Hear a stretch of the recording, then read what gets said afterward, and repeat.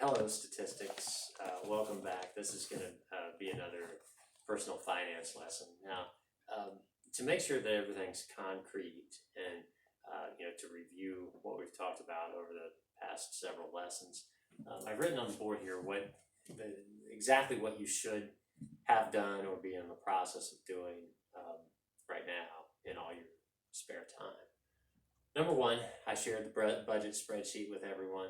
Hope everybody made a copy and you're currently filling it out, and every transaction, income, outflow, expenditure, you're tracking all that. Second, if you didn't already have a local checking account, hopefully you've opened one of those. If the pandemic is preventing that, I think that banks may be able to reopen a little more here in the next couple of weeks. Don't take any chances. There's no emergency or anything. As far as opening a local checking account goes, if you haven't already. Wait till you feel safe. Wear a mask when you go in there. Be sure you wash your hands and sanitize and everything. And remember, no fees, etc. Now, once you do that, remember, you're not really going to ever write any checks out of that account because they charge you for checks. The next thing, you open an online checking account. Remember, that's an Ally Bank is the one that I would recommend. Once you've done that, you're going to do an online savings account at the same bank. That's a very fast process once you have the online checking account. And then finally, you're going to start looking into getting a credit card. All right, which brings us to today. Okay, and today maybe where the fun begins. The next step that we're going to do is open a brokerage account. Okay, now I'm sure you have to be 18 years old to do that. So if you have not reached age 18 yet, you may have a few months to wait until you can actually do this. So let's talk about what is a brokerage account, which brokerage account is right for you, and what can you do once you have a brokerage account. Well, okay, let's big picture here for a moment. How are you going to build wealth? How are you going to create an army of dollars, okay, that can work for you, that can do battle for you and keep you protected for the rest of your life? Well, earning 1.5% in a savings account is a pretty slow way to do that. Okay, so the best way, okay, is to invest in companies. Okay, one way to get really wealthy is to start your own company. If you have a particular skill or something you can sell to other people. Starting a company or taking over a company that your family has or something, that's a wonderful way to build wealth.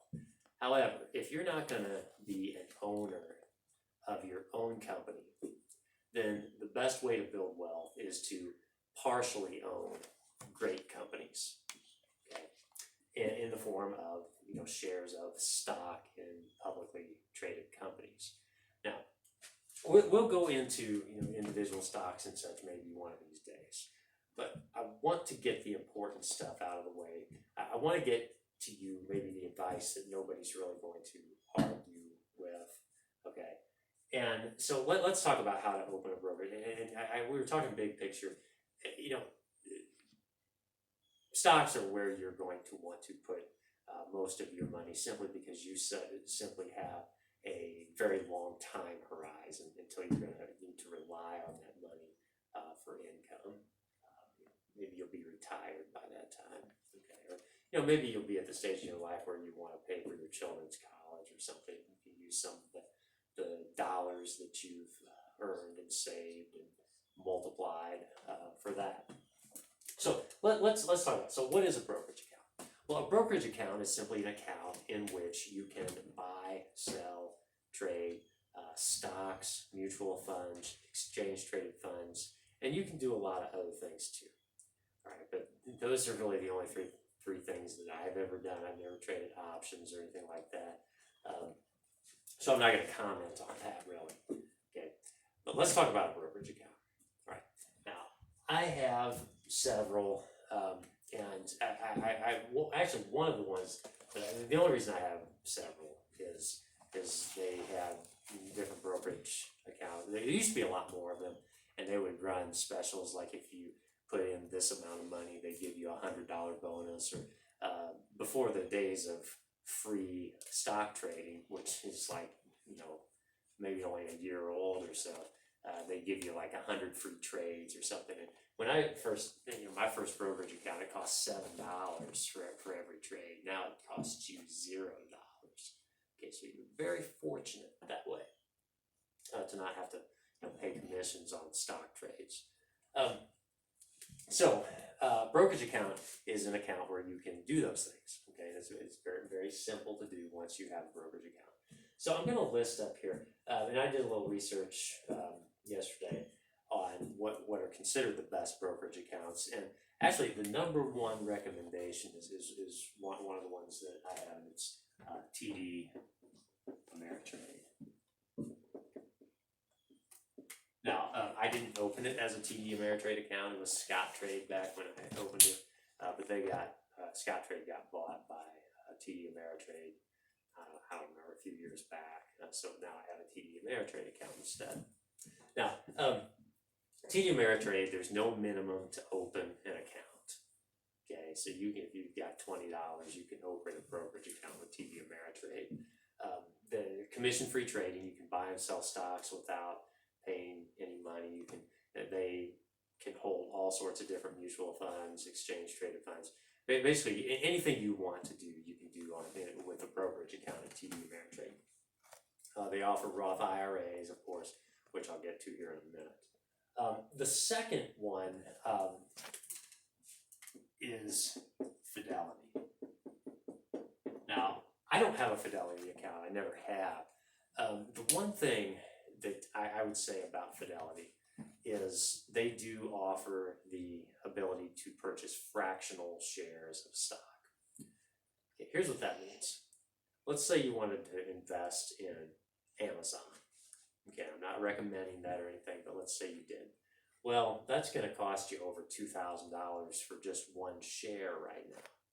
And you might not want to, you might not have $2,000, and even if you did, you might not want to put all of that into one company. It probably wouldn't be wise. That's not a very diversified portfolio.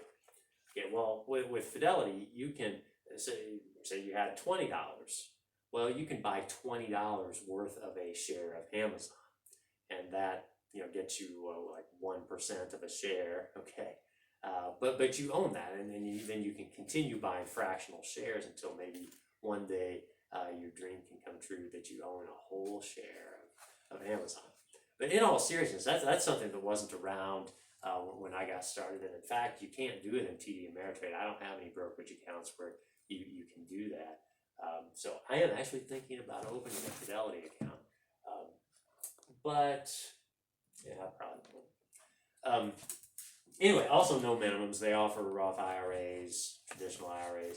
These two, honestly, if I were going to open, like if I were in your shoes right now, I might go with Fidelity, but I hate to recommend that simply because I've never been on their platform or anything. I don't know how easy it is to use.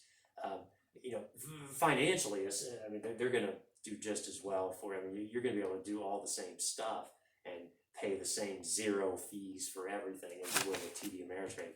So, but if you don't mind not being able to purchase fractional shares, if you want to buy a half a share of Apple or something like that, you got to go with Fidelity. Otherwise, if you go with TD Ameritrade, you want to buy a share of stock in a company whose share price is fairly expensive. You just have to save up until you can do that, or buy shares in a different company. I don't recommend buying individual stocks for any just yet, though. I'm just saying if you want to be able to do that, Fidelity would be what to go with. Another good one is Schwab. I don't have a Charles Schwab account either, but if you want to research those three side by side, those are kind of the top three recommendations. Not necessarily from me, but just from some research I did yesterday. Now, I have I have an E-Trade account. I don't really ever get in there, but there's still some money in there, some stocks that I hold in an E-Trade account. in the Vanguard account. And listen, Vanguard's great, but they do have minimums, to get started and such. The reason I have a Vanguard account, and that's where our Roth IRAs are. And before the days of commission-free trading, Vanguard was one of the first companies to offer commission-free trading with their ETFs. I'll explain what an ETF here is in just a minute, but I was able to trade commission-free on Vanguard before I could on any of these others. That's the only reason I have a Vanguard account. Anyway, okay, so let's say you decide on TD Ameritrade. You did the research. You decide that you don't want to worry about purchasing fractional shares of stocks. You're going to open a brokerage account with TD Ameritrade. Okay, so you go to their website. You click on open an account. You go through the process. You'll have to have some sort of a checking account to transfer money into TD Ameritrade. You could start with $20 if that's all you want to start with.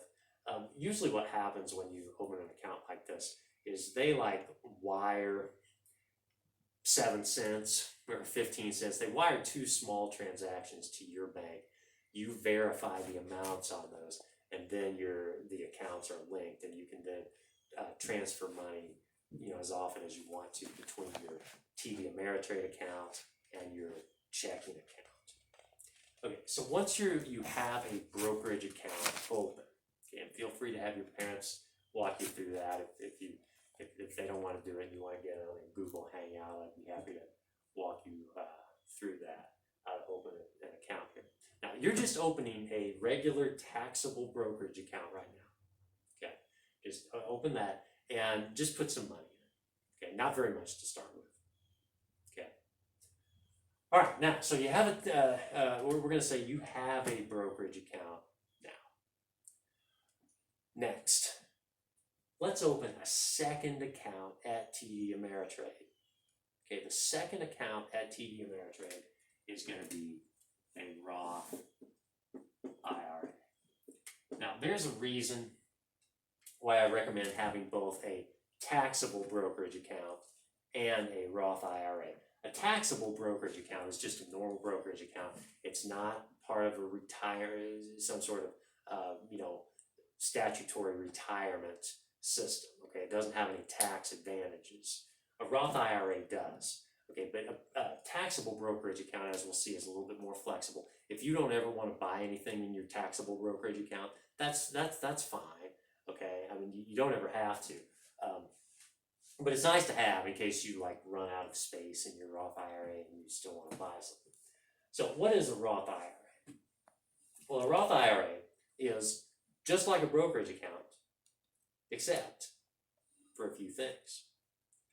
Okay, one of those few things is once you put money into it, no matter how much that money grows, you'll never pay taxes on it when you pull that money out. Okay, so imagine, somebody who had a Roth IRA, 15 years ago or 10 years ago or 5 years ago, and put all their Roth IRA money into Amazon shares. Okay, and say they were $400 a share 5 years ago. That's about what they were. And now they're $2,000 a share. So his money's been multiplied by 5. If he put $10,000 in Amazon 1 year, that's now $50,000. When he takes that out, he's never going to have to pay taxes on it. Okay. Quite an advantage, quite a tax advantage. So that's the thing. You put in money, you already pay taxes on the money that you put into it. Okay, you don't get any sort of tax break when you put money into a Roth IRA. It's all on the back end when you take it out once you're retired. Now, here's the thing. With the Roth IRA, let's say you put $5,000 in it this year. If you ever need that $5,000 that you put in, you can always take it out tax-free and penalty-free. Contributions can always be withdrawn tax-free and penalty-free. So if there's an emergency, it's there. Hopefully you'll never have to take any of it out, until you're retired. Once you reach 59 and a half and you retire, then you can start withdrawing any money that you want to. Okay. from that, both the contributions and the gains on your money. Hopefully by then your money will have gone up in value because the assets that you own in a Roth IRA will have gone up in value. Okay, so you've opened a taxable brokerage account and then turned around and opened a Roth IRA. Now, what else about a Roth IRA? Well, you can contribute. You're limited as to how much you can contribute. Okay, it's I think $5,500 a year, or however much you make. Right, if you only make $3,000 in a year, the most you can put into a Roth IRA that year is $3,000. Okay. What else about a Roth IRA? Well, okay. So how is that different from a traditional IRA? A traditional IRA, you get a tax break when you put money in. Okay. For where you guys are, where most 18-year-olds are as far as taxes go, that tax break would be pretty much nothing. Okay, because you're not probably liable for very much federal income tax, if any, at all. Okay, so a traditional IRA, maybe at some point when you have a very high income, a traditional IRA might make more sense for you. But for now, definitely a Roth. I would stick. I would recommend a Roth almost all the time. Okay. So we open a taxable brokerage account, then you're going to open a Roth IRA. Now, I would recommend probably start the first purchase you make, maybe be in your Roth IRA. Now, this is not where we're going to talk about, hey, this is what I think the best companies are in which to invest. I would start very simple. Okay, I'll write a ticker symbol up here. VOO. All right, that is what's called an exchange traded fund, or ETF. This fund owns shares in the 500 largest companies in the United States. It's called an S&P 500 index fund. So by buying one share of VOO, I now own partial shares of the 500 largest companies in America. Okay, instant diversification. Now this doesn't have overseas exposure or anything. If you feel like you want to invest in international companies, this doesn't do it for you. But there are ETFs that do. Okay, VT is one that does. Not that we don't need to talk about like all these different exchange traded funds or anything right now. I would start simple, just with an S&P 500 index fund. Okay, make a commitment to say buying one share every time you get enough money. If you can commit to maybe say you make $500 a month right now, if you can commit to putting 400 of that into your Roth IRA, maybe by the end of the year you'll be close to maxing that out. Okay, it would be a good goal to set to max out your Roth IRA as early as possible and as often as possible. Okay, you're not allowed to put that much in a Roth IRA compared to, there's no limit obviously on the taxable brokerage account as to how much you can put in. But the Roth IRA money, once a year's gone by and you didn't max it out, you can never go back and max it out for that year. That opportunity's gone. So that'd be a good goal for you, is to make enough money every year to contribute the maximum amount to your Roth IRA. If you do that between now and retirement, you might not have to do anything else between now and retirement in order to become a millionaire. Okay, so you opened a taxable brokerage account, then you opened a Roth IRA with the same company, then you saved up enough money to purchase one share of VOO. Okay, that's an exchange traded fund. It's like a mutual fund. Okay, which probably you and your parents and such all have some sort of mutual funds, which is almost the same as an exchange traded fund. Okay, by buying a share of a mutual fund, you buy partial shares of a whole bunch of different companies. The difference is exchange traded funds you can trade during the day. Okay, if you want to buy a share, you can buy a share at this price at 10 o'clock this morning. Okay, you can sell that share later on today. Mutual funds only trade once a day. Okay, if you buy a share of a mutual fund at any point during the day, you get the closing price of that mutual fund. Okay, and you can't buy and sell it during the day. So exchange traded funds have all the advantages of a mutual fund, along with the advantage of being able to trade it. Okay, so if you buy a share of VOO in the morning and it goes up $10, and think, hey, I want to make a quick $10 profit and sell it that afternoon, you're fine, do that.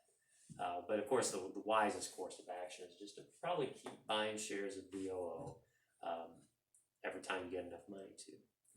Now, if you ever want to dabble in individual companies, we can talk about how to look at the metrics of different stocks and such. I just recommend keeping it simple. I mean, you probably heard me talk about Amazon before. Yeah, that's been kind of my lucky break. But you think about it, back in 2014 and 2015, did you really think that that you yourself or other people would be buying less stuff from Amazon in 2020?